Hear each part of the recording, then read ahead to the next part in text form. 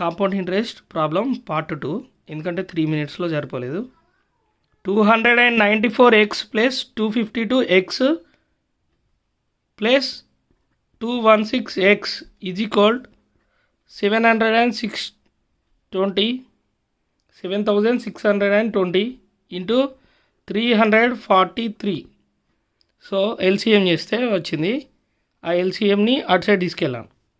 So then ఇక్కడ X, okay, ఇదంతా total చేస్తే ఎంత ఉంది? 762x అవుతుంది. దెన్ ఇక్కడ ఎంత ఉంది? 7,620 ఇంటూ 343. సో ఇక్కడ చూడండి, ఎక్స్ని ఇటు ఉంచేసి ఈ 762 అటు తీసుకెళ్తా. ఇక్కడ 7,620 ఇంటూ 343/20 అవుతుంది. సో ఇక్కడ